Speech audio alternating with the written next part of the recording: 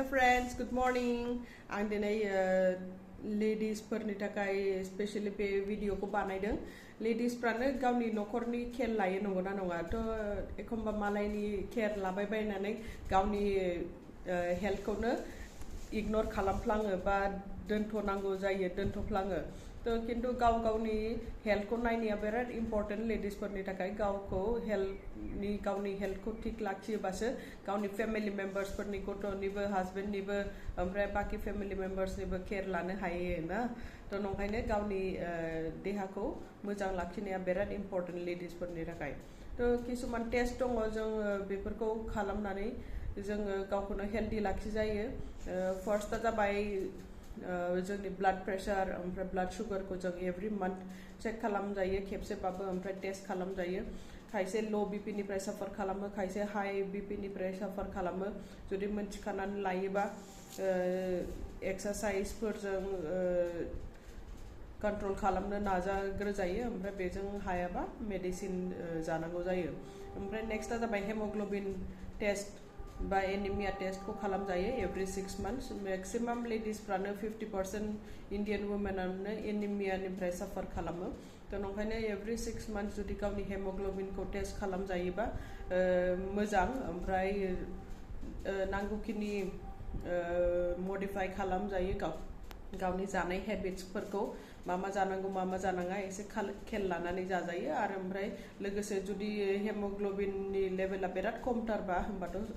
supplement जानांगौ जायो medicine जानांगौ जायो डक्टरनो कनसाल्ट खालामनानै ओमफ्राय नेक्स्टआ जाबाय थायरॉइड टेस्टआबो इयारलि खालामनांगौ जायो खायसेना लेडीज फोरना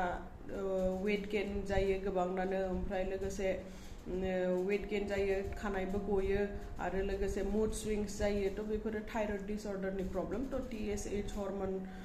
लेवल को चेक खालामजायो एवरी इयर थायरॉइड डिसऑर्डरनि थाखाय ओमफ्राय डक्टरनो कनसाल्ट खालामनानै मुलि जाजायो जुदि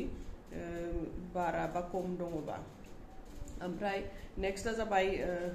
मेमोग्राम ब्रेस्ट कैंसर आजिखालि बिराद कमन सै लेडीज फोरनाव तो नंखायनो 40 इयर्स जाबाथाय मेमोग्राम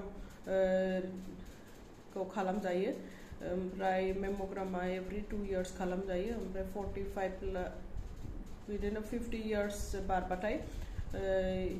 एवरी इयारानो खालामजायो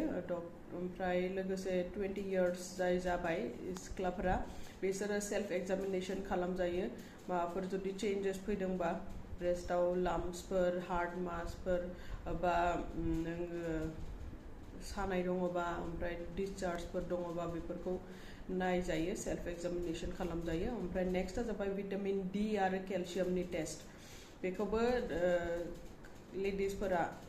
40 इयर्स